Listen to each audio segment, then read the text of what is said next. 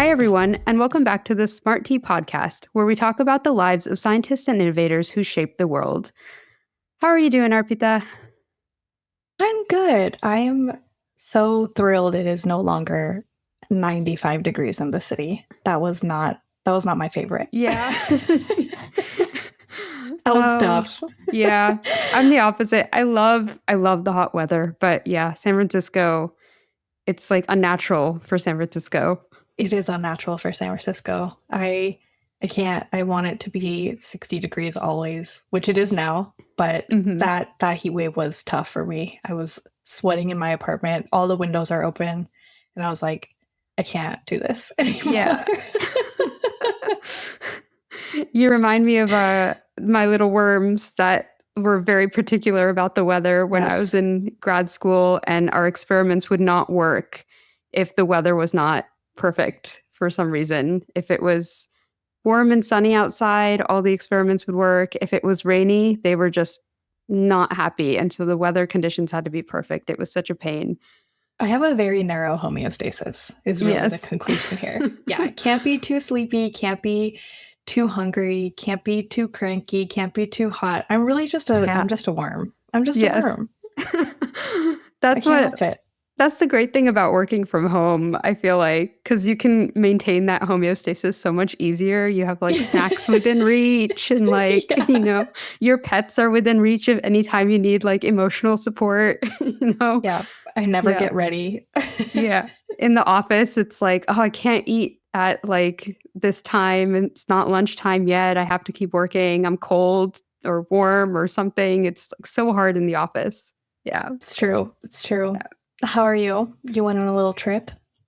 I did, yes. I went to visit my friend in SoCal again. So I went to visit her for that one-off Las Vegas trip. And then a week later, it was her son's birthday. So I went down again like a week later to help with decorating the house and all of that kind of stuff. So it was really fun. Yeah. It was. Did you have a nice birthday? Really, yeah, it's like a 2-year-old's birthday. He's at the phase right now where he's obsessed with Mickey Mouse. So we were, decorating the whole house with Mickey Mouse balloons, and we had little headbands that had like the 2 ears on top for everyone to wear. So that's really cute. Yeah. It's like one of the few words he can say is Mickey. So okay, we know. Keep your priorities straight for sure. Yeah, but it was really good. So it was fun. I'm glad I went. Although the drive down there is so long, and we are driving through like 95 degrees weather. I was like, if I blow a tire out here, I'm screwed. So, oh my God, I would cease to exist. Yeah, so hot. And they live in the middle of the desert. I think I've mentioned before too. So on his birthday, it was definitely over 100 degrees. So thank God for AC. Yeah, I think that's the big thing is like there is no AC in San Francisco because it's never hot. And so when it's hot outside, it's whatever temperature is outside is also inside my apartment. So there's no like reprieve, you're just sweating and melting. Yes. I think so the Bay Area makes me seem like a baby, but like if you lived in these 110 degree places with no AC, you would agree with me. No, but that's what I think. I think the Bay Area has always kind of just been temperate. And so I think at most people will have heating. And now, and now AC is something that people are like having to add to like their homes. They're like having to buy it and install it in their homes because it's climate change and whatnot. But we don't usually have these really hot days. So yeah, totally. Oh, also though, we were talking about worms earlier, and I was very excited to see that the Nobel Prize was given in physiology and medicine to 2 worm scientists. I was scientists! Yes! C. elegans getting their spotlight shown on them. But I was especially excited because that paper about microRNAs in C. elegans was like the foundation of my PhD. It's like the first paper that I would have had to read. Amazing. Yeah, it was like the basis really cool. for all my work, kind of. I wasn't working with microRNAs necessarily, but like, I was working with RNA interference and silencing. And so it's related. And so it's like, this was definitely the first paper that kind of talked about that. And so it was definitely one of the first papers that I read. And so I was like, oh my gosh, I know those people. Not know them. No, totally. I haven't met them, but I've read their paper. I know who they are. Their names are familiar. It's like very exciting. So no, yeah. That's really funny. I love that. When I saw that headline, the first thing that I saw, I somehow didn't process microRNA, and I just saw mRNA, and I was like, wait, have we not known about this for a really long time? Messenger. I was like, we know about messenger RNA, and then I was like, oh, no, I'm back now. I was like, I got it. Yeah. For me, though, like, maybe it's because I studied it, but I was like, microRNAs we've known for a really long time. Like, how has this not gotten the Nobel Prize before this? And then I saw that they'd like discovered it in the 90s. And I was like, yeah, that's still been a really long time. I guess it just took this long for us to really understand how ubiquitous they are and how like important they are. There's just so many microRNAs now, and they're being used for so many things. It's true, like so many therapies too. Exactly. And preventative care and early diagnosis and things like that. So I think just kind of the weight of that discovery has finally hit home, I guess. So yeah. I was glad that it was finally, I just kind of had the like, wait, it hasn't been recognized already? Yeah. So I'm really glad it finally got its due. Yeah. No, that was awesome. It's kind of fun to have it be Nobel Prize season. Yes, definitely. So speaking of amazing scientists, who are we doing today? Okay, so I have a theme this week. Oh, excellent. I love a theme, I know you do. Well, we are fully in NFL season, and I decided to do a scientist who has gotten a lot of notoriety from the NFL. And this is Dr. Bennet Omalu, who is the person who brought CTE to the limelight. So what is CTE? We're going to find out. And I think you've probably heard of this. He was an interesting character, and this story turned out to be a little bit more crazy than I was expecting. So I'm excited to jump into it. Okay. So Bennet Ifekandu Omalu was born in Nigeria in September 1968, and he was born in the middle of the Nigerian Civil War. So the war forced his family to leave their gated compound that they had in their village. But then eventually at the end of the Civil War, they were able to come back, and they had a pretty comfortable lifestyle. Mm-hmm. His mom was a seamstress, and his dad was a civil engineer and like a pretty big community leader. I just wanted to say real quick, I'm really glad you're doing someone who's not an American or not European, because I feel like a lot of scientists that kind of have the limelight shown on them are from the Western world. And so I'm really, really glad you're doing someone from Nigeria. That's amazing. It was not really intentional, but great. Yeah. Okay. He was the sixth of 7 children, and he was super smart. He was accepted to the federal government college when he was 12. And then when he was 15, he started medical school at the University of Nigeria. And this is a little bit different. So he graduated with a bachelor's of medicine and surgery and MBBS in 1990. And so when he was done with that, he did a clinical internship and 3 years of service work in another city called Jos. And so Nigeria was having a lot of political conflict around this time. And so there was a presidential candidate named Moshood Abiola, and he was trying to bring like a lot of change and democracy to the country. And he lost the presidency in 1993. And Bennet started to feel really cynical about the Nigerian government and its future, so he started thinking about emigrating. So a few years later, in 1994, he came to Seattle, and he started working on a fellowship in epidemiology at the University of Washington. And very soon after that, he moved to New York City, where he started working at Columbia University's Harlem Hospital Center, and he did a residency in anatomic and clinical pathology. Wow. This is just his background here. Okay. So now his story kind of gets interesting. So once he's done all this training, he moves to Pittsburgh because now he's a pathologist. So he's training under this world-renowned pathologist named Cyril Wecht at the county coroner's office. And while he was working there, he did an autopsy in 2002, and his patient was Mike Webster, who was formerly a center for the Pittsburgh Steelers. And so Mike, after his NFL career, died really suddenly at the age of 50. And it was after several years of struggling with cognitive issues like intellectual impairment, mood disorders, depression, drug abuse, and he had several suicide attempts. Oh, wow. And his cause of death was listed as a heart attack. But Bennet was like, I don't know, something seems kind of weird here. Yeah. And he looks at Webster's brain as part of a normal autopsy. And it looked pretty normal, but because he had some suspicions, Bennet then conducted independent tissue analyses. And he suspected that Mike Webster suffered from something called dementia pugilistica. I did not think about saying this out loud. Hold on. Dementia pugilistica. Yeah, I was right. Okay. Yeah. Okay. Okay. I do think I know where this is going. I think I have heard of. You have. Like I don't. Yeah. I don't follow football at all, really, but I have heard of traumatic brain injuries and kind of the controversy around this. So yes. Yeah. Oh yeah. So he suspected that Mike Webster suffered from dementia pugilistica, which is a specific type of dementia that comes from repeated blows to the head.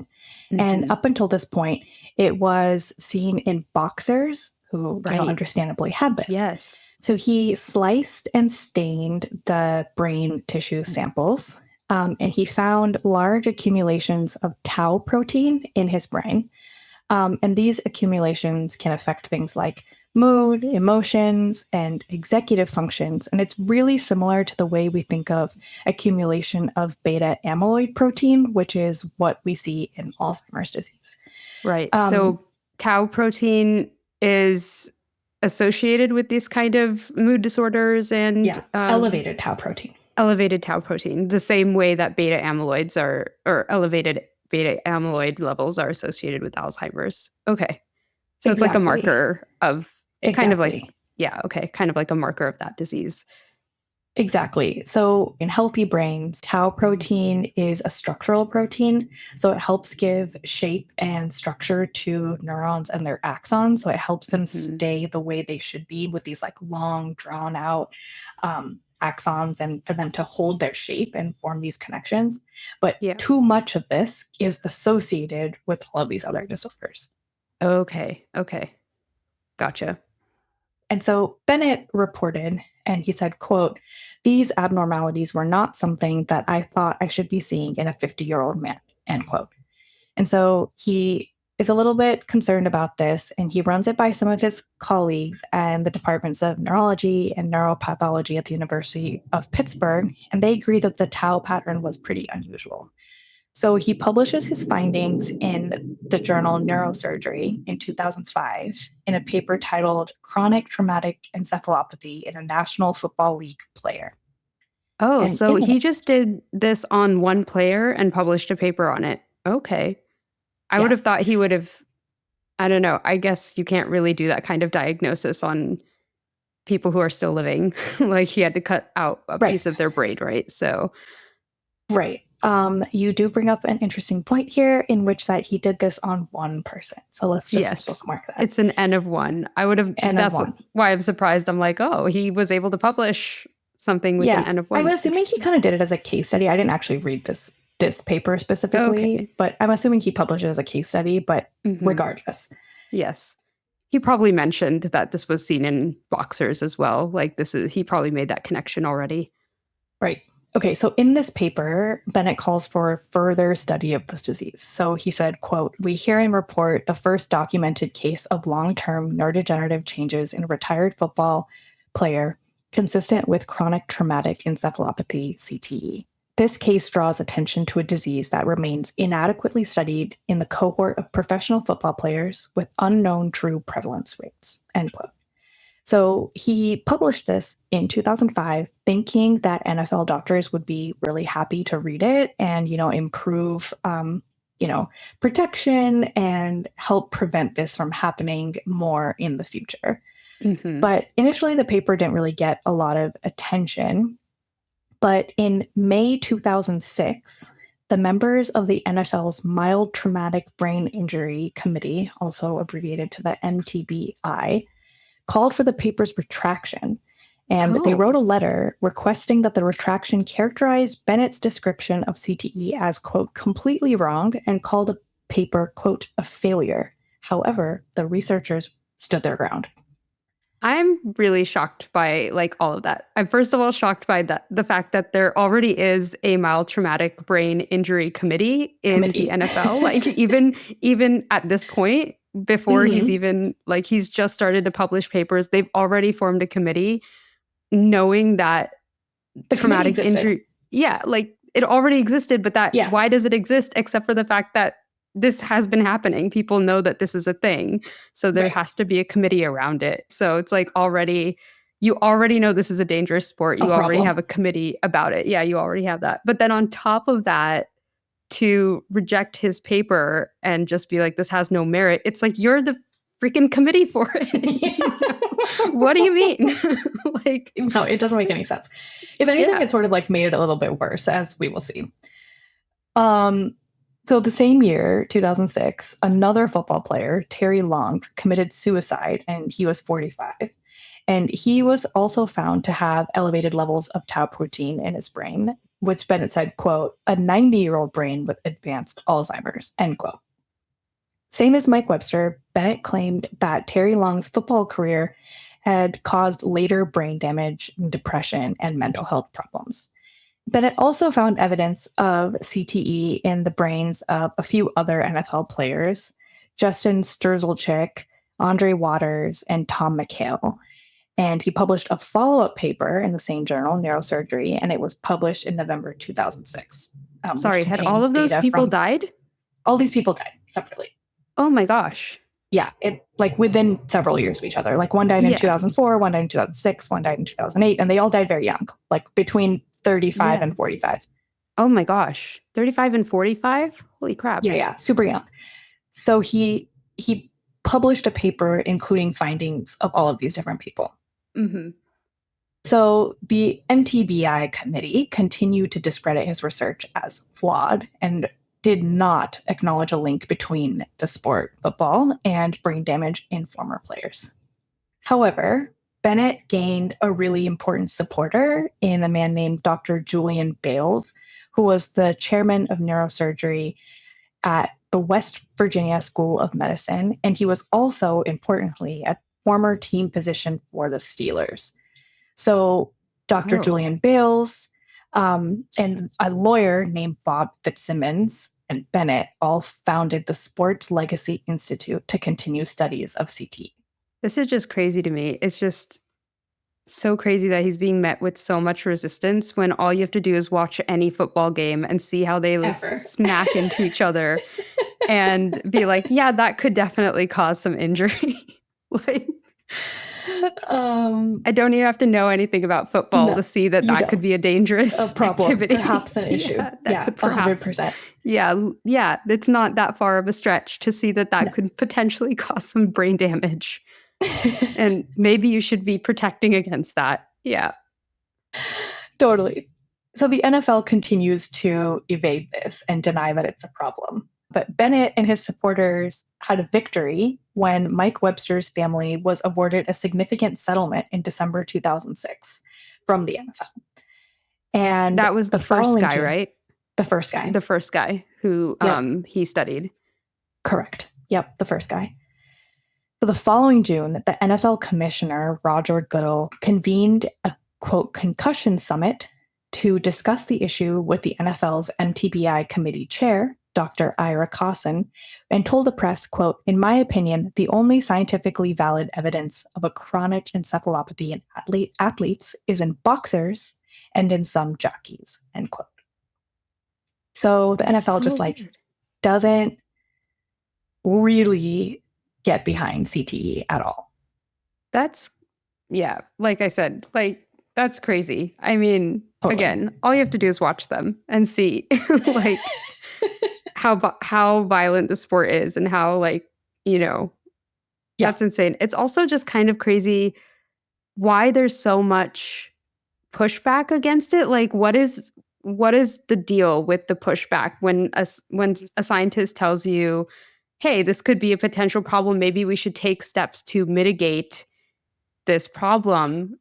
I don't know, like maybe look into better helmets or changing the rules so that, there's not as much head contact or something. Like, can we work with this? I'm like, what is the pushback to just implementing that anyway? It's the kind of the same thing I see with climate change is like, okay, even if you don't believe it's a thing, even if you don't believe that traumatic brain injury is happening, is there a downside to just investing in designing better helmets or, changing the rules slightly so that you cannot smash head on into something, like I just don't understand the intense pushback. If anything, you're just making it safer. Why is there a problem? I think it's really just money obviously it's the biggest thing, right? It's like the profit margins on this are so high and the NFL generates like billions of dollars in revenue. Yeah. And so if you're putting money into something else or admitting that what you're doing is dangerous or has a problem, then there is a chance that you are going to, lose your fan base. There's a chance that, people are going to come out against this. So if you continue to deny and say that your sport is actually safe, then you're maintaining the status quo, which I think is the biggest thing here. Because it's based on a fan base. It's right. It's like the entire revenue stream is based on people being excited about it. And so if there's reason to believe that their favorite players are, in fact, in harm's way. Right. It's like, that's going to ruin it. Yeah. I would just do it on the down low then. I feel like I'm maybe being very naive, but like I would just be like... It's a little naive, but I understand. Like, you're an idealist. every year or whatever, you design new helmets anyway, like the decorations change or the color schemes change. Just, put in a few safety measures into that new helmet quietly. You can call it a style element. I don't know. Oh, sweet Artie. I know. I'm just like, I just want the world to be a good and safe place. Why is that too much to ask? Okay, so back to Bennet. Bennet moved to California in 2007, and he started a new job as chief medical examiner in San Joaquin County. And he continued some post-grad education and earned his MBA in 2008. He also published his first book, Play Hard, Die Young, Football, Dementia, Depression, and Death. A really fun title. Yeah.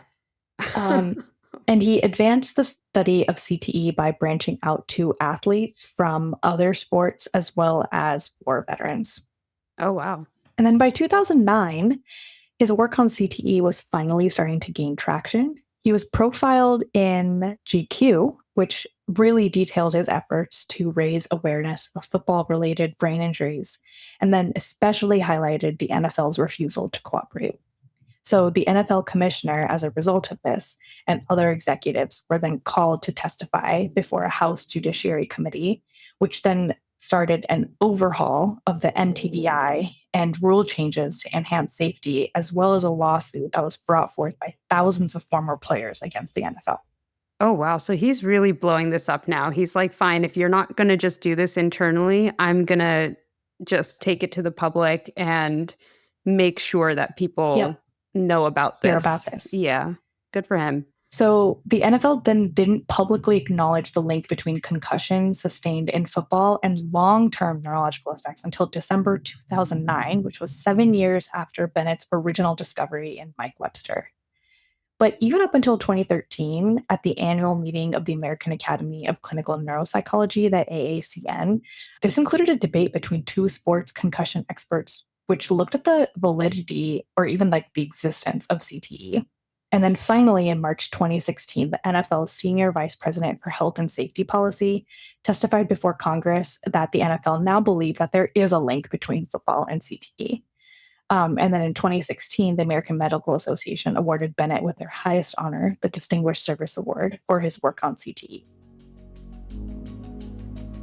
Hi, everyone. Arti here. I hope you're enjoying the podcast. If so, and you wish someone would tell your science story, then check out SciComm. That's SYKOM, and it's a science communications company that I founded. SciComm partners with academic researchers, tech companies, nonprofits, or really any scientists to create clear, engaging, scientifically accurate media.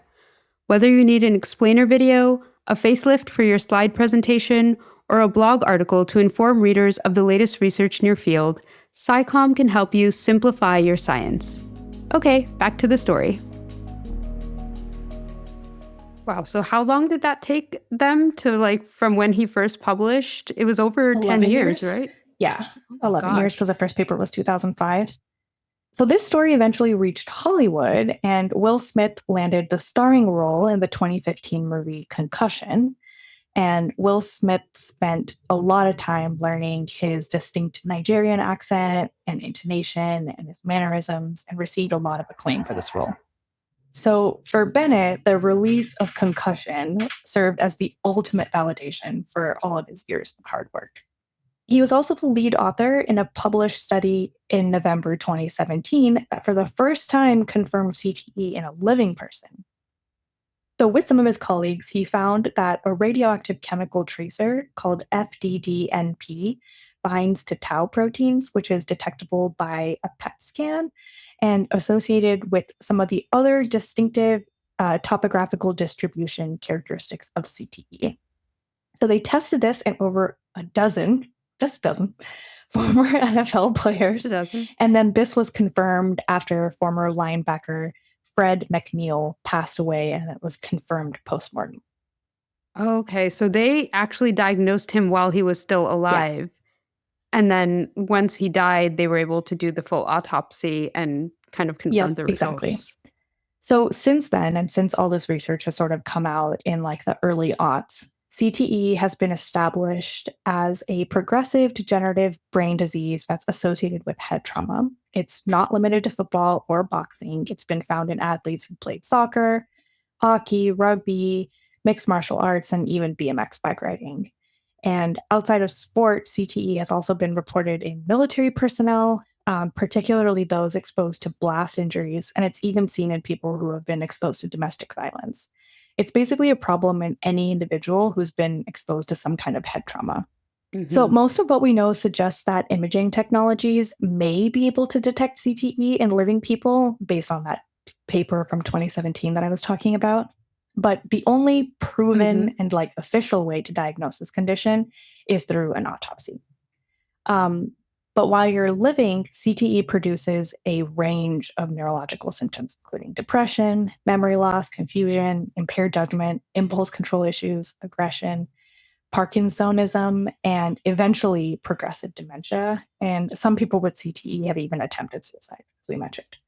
Yeah, that's so scary. If they are able to diagnose it in people, and maybe you're getting to this, but if they're able to diagnose it in people while they're living, is there any treatments that they can have? Not right now. Yeah, not that we know of right now. No. Oh my gosh. So it's kind of like a death sentence almost. Like if you have these symptoms and you do this PET scan and they figure out that your tau levels are elevated, it's kind of like you might die early, it sounds like. Yeah. Oh, that would be heartbreaking news, I feel like, for anybody. And it's not super clear. So we're going to get into the diagnosis a little bit more. So symptoms of CTE first of all, they're really broad, right? All those things that I listed could be theoretically anything, right? It could be a tumor. It could be, you know what I mean? It could be literally anything. And symptoms of CTE generally go unnoticed until years or even decades after the brain trauma has occurred or the person has even stopped playing sports. So sometimes it can be really hard to connect the two. And CTE has also been documented in people as young as 17, according to a 2016 study in JAMA Neurology. And just like you asked, symptoms can be managed, but the condition itself can't be cured. So the biggest thing is minimizing risk. So it can't be reversed, but you can kind of prevent it from getting worse. You can specifically manage I suppose is really the biggest thing. So if you have vestibular stuff, you can do vestibular training. If you have, dizziness, you can manage manage that, but like the underlying cause can't be changed. Okay. Like our brain naturally will deteriorate as we get older and older, right? So I feel like first of all, it's irreversible, but then naturally it would get worse. And the only thing you can do is manage your symptoms. That sucks. Totally. So increased awareness of CTE has started like a whole field of new research, partly because a lot of players and their families have donated brains of at-risk people after they've passed away. So to help identify patterns, there's been an effort to start the CTE Center through Boston University, which has a brain bank of over 600 specimens and tissue samples. Whoa, a brain bank? Never heard of that before. It's cool. That's cool. That reminds me of that scene in Young Frankenstein. Have you seen that movie? It's a funny movie with Gene Wilder, and he's Dr. Frankenstein, and he's trying to build Frankenstein's monster. And he asks his henchman Igor, or sometimes pronounced Igor, to go get him a brain. And then Igor gets him a brain and he puts it in the monster, and the monster comes to life and is like going nuts, like going berserk.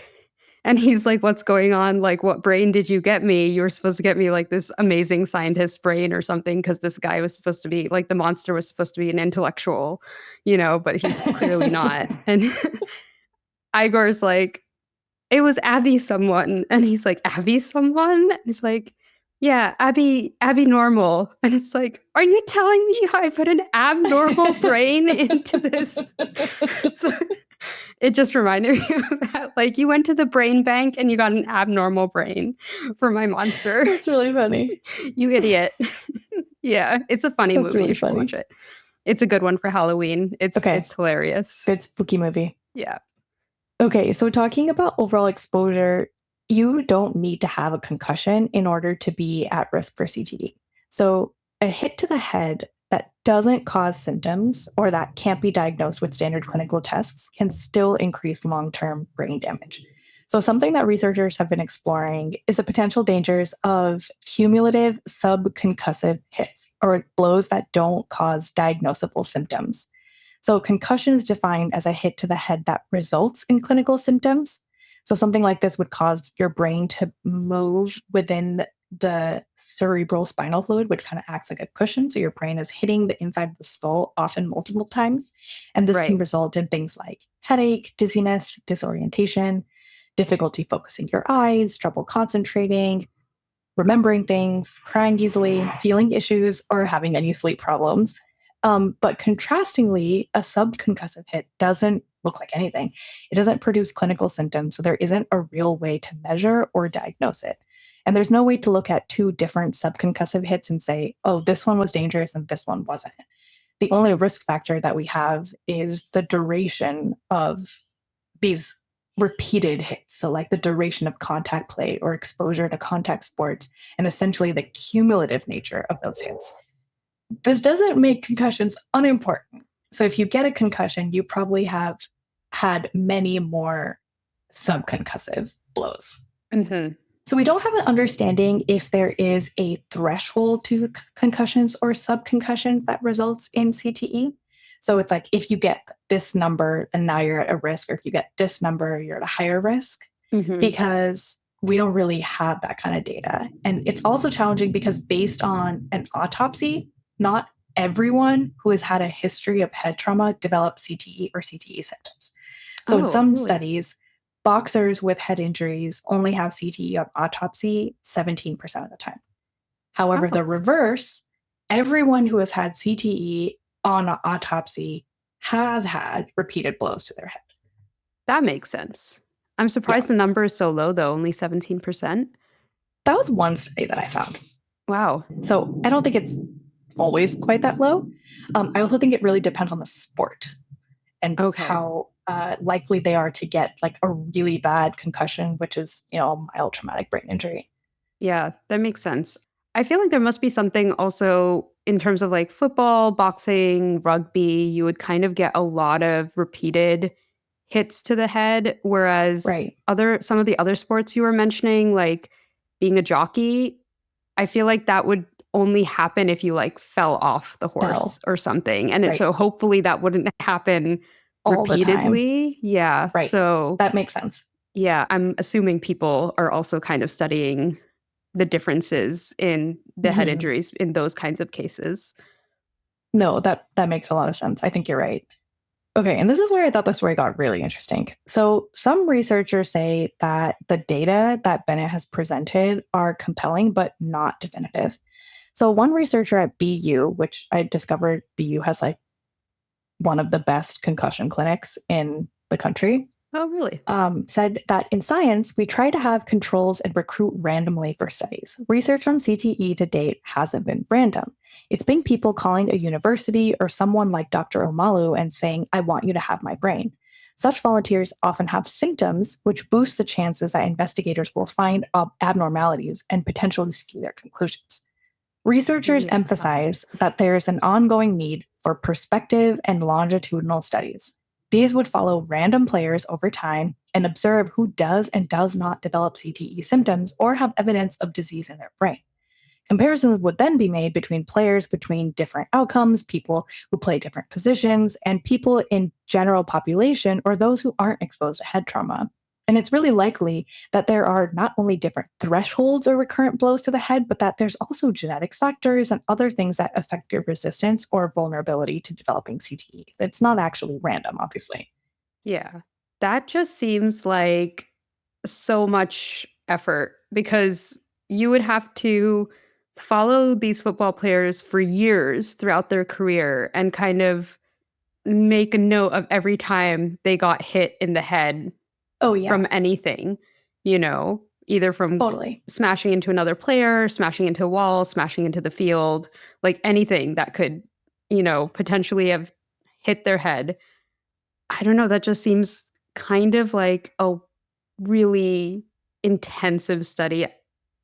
Isn't it? Sure, but you know who collects so much recording of all of their players playing football? The NFL. Yeah, and the guess NFL. Who has a ton of cash? Also the NFL. So it's like if they wanted to, they could. If you wanted to, yeah. That's what I was going to say. Could. Yeah. So I was like, first of all, instead of starting this study now, why don't we go back and look at all the recordings? Every single tape of a play, every single play ever. Yeah, it exists. Yeah, it already exists. All these recordings exist. I feel like that's a little bit easier.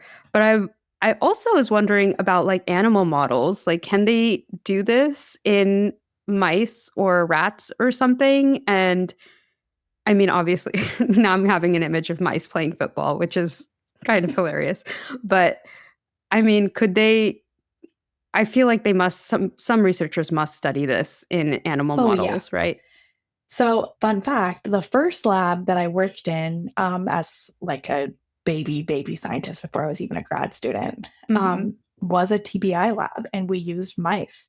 And it was actually so horrible. I really hated it so much. But we would basically like stabilize the mouse's head in this like little chamber, and they would like have like a padding on both sides to keep its head still.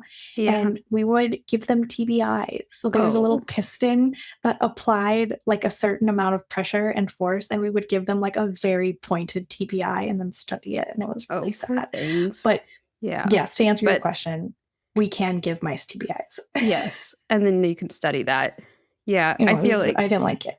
Yeah. No, I mean, this is why, like, I drew the lines at working with worms, but yeah, like I get it. It's like important research, but like I was like, this is not for me. Yeah, but I feel like that also might yield a little bit more information faster than sitting down and watching like 20 years worth of NFL tapes. I mean, already just to watch those tapes is a huge endeavor. And then to follow current footballers would be another huge endeavor and take a lot of time and a lot of money. So, yeah. If you want to, you could. If you wanted to, you could, yeah. But I was just saying, like, animal models might, help shed a little bit of light a little bit faster. And then maybe we could refine or like streamline our studies in humans. Our studies. Yeah, because we would know kind of more exactly what we're looking for. No, I agree with that. I think that's true. And the NFL could fund that research in mice or whatever animal model. That would work too. We are in my perfect world. I was gonna say seriously. In my perfect idyllic rainbow world. Literally never gonna happen. Yeah, but yeah, we can hope. I know. Okay, so now we get to the part of the story where things really take a left turn.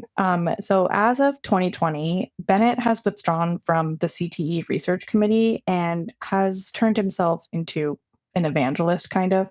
So he travels the world and he sells this really distorted version of what scientists know about CTE and contact sports. So he does paid speaking engagements, expert witness testimony, and in several books that he has authored, he portrays CTE as an epidemic and himself as a crusader, fighting not against just the NFL, but also against the medical science community, which he claims is too corrupted to acknowledge the clear-cut evidence that contact sports destroys lives. He's built a really lucrative career as an expert witness for hire in lawsuits, and he charges a minimum of $10,000 per case. And his speaking engagements have an average of $27,500 each. Oh my goodness. So as we now know, CTE should definitely be taken seriously and studied more. And as much as we do know that, the brain science community and the neurosurgery committee has a really wide consensus that Bennett routinely exaggerates his accomplishments and dramatically overstates the risk of CTE in contact sports. And this really fuels misconceptions about the disease. And so this was from a Washington Post paper and like a deep dive into CTE and then specifically into Bennett's role in this disease. So during some of the speaking engagements that he has, he offers statistics that are distorted and they cultivate a reputation that he is like the premier expert on the disease, even though he has not been involved in the research in many years at this point. And according to, doctors and concussion researchers, his definition of CTE is outdated, too broad, and describes characteristics that can be found in normal, healthy brains. And one expert at Stanford said, quote, "My God, if people were actually following his criteria, the prevalence of this disease would be enormous. There's absolutely no evidence to support that," end quote. So according to him, like 80% of the human population probably has CTE from something or another. He's just really just overblown it completely. Completely overblown it.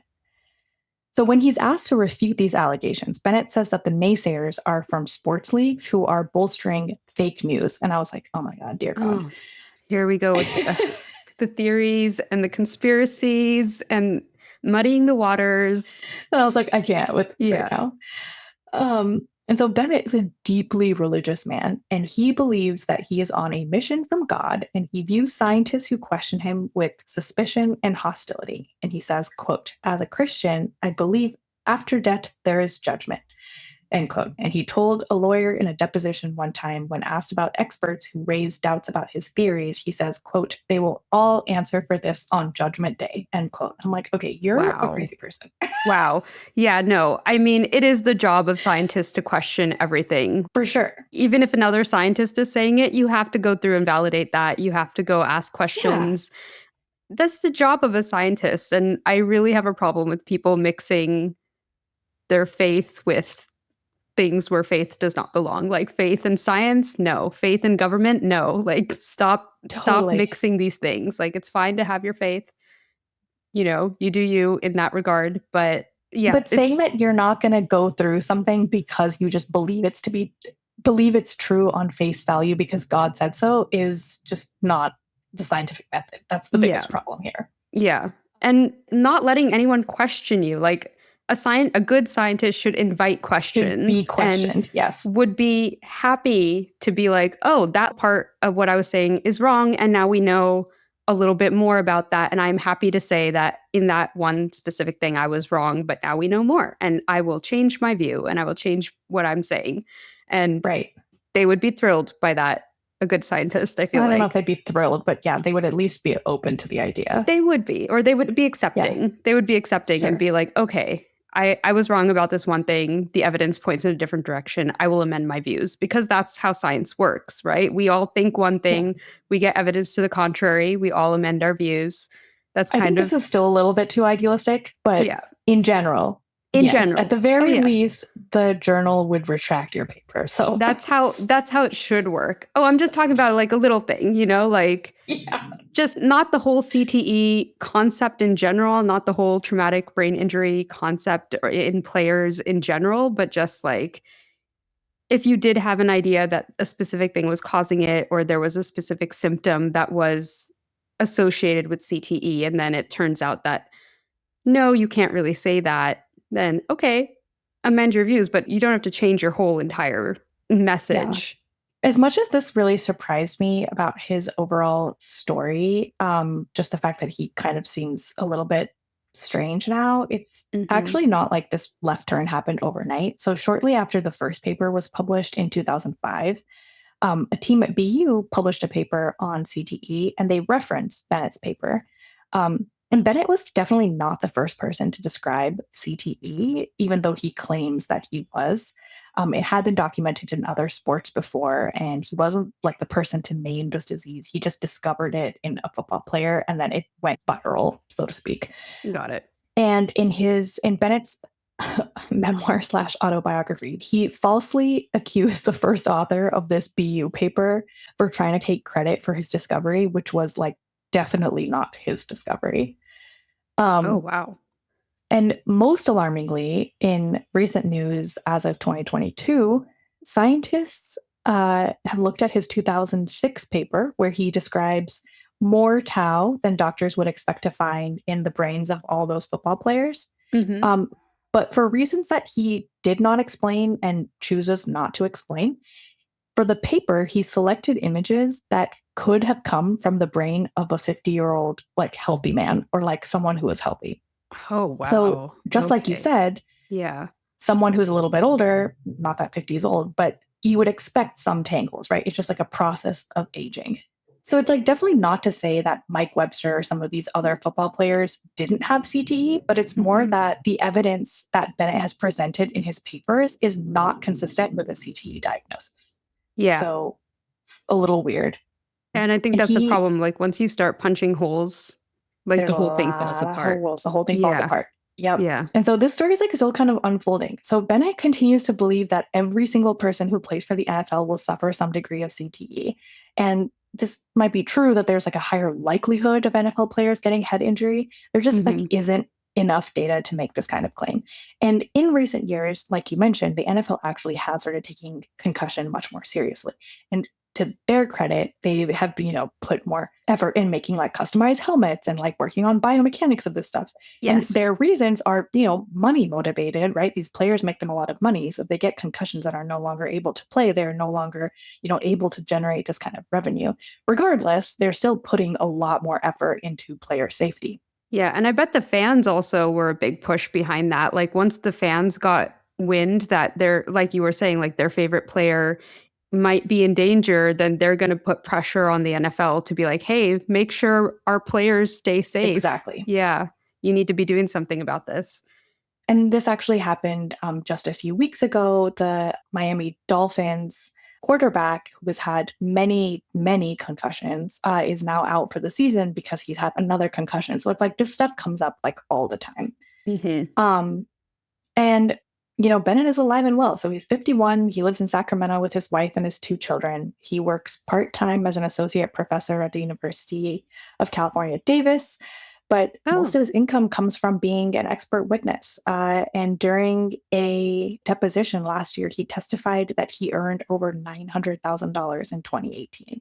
Wow. So like he's just printing money based on his CTE situation. But like I mentioned, this Washington Post paper was like really revealing that like the scientific community does not respect him.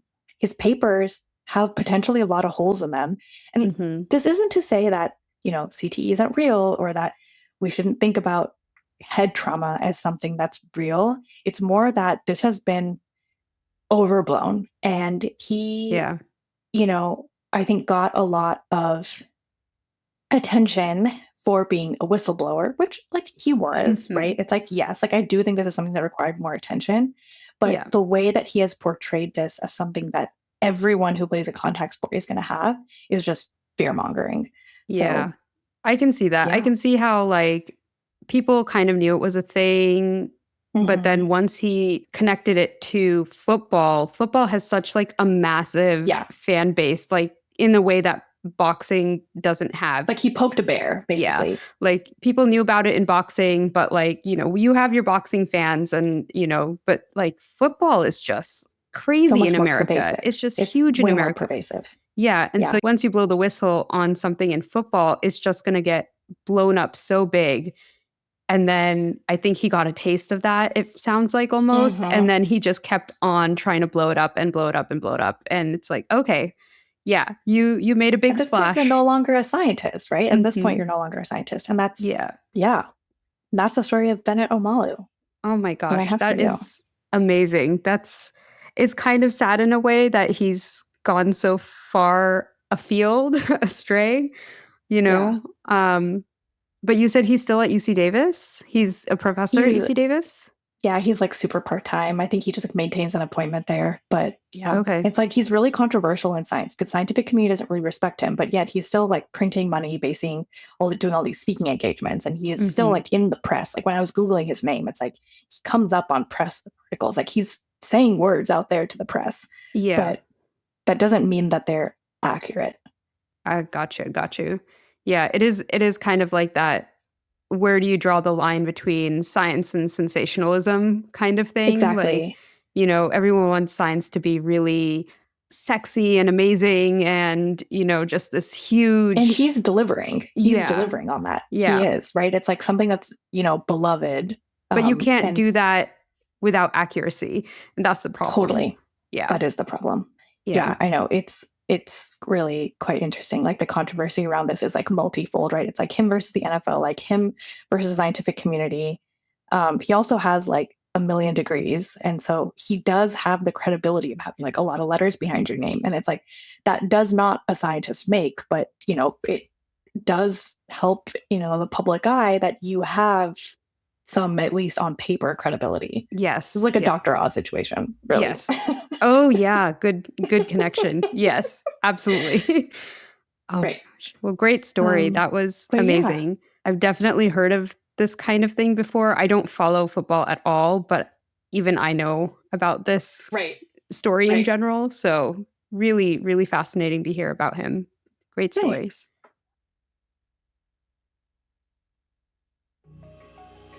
Thanks for listening. If you have a suggestion for a story we should cover or thoughts you want to share about an episode, reach out to us at smarttpodcast.com.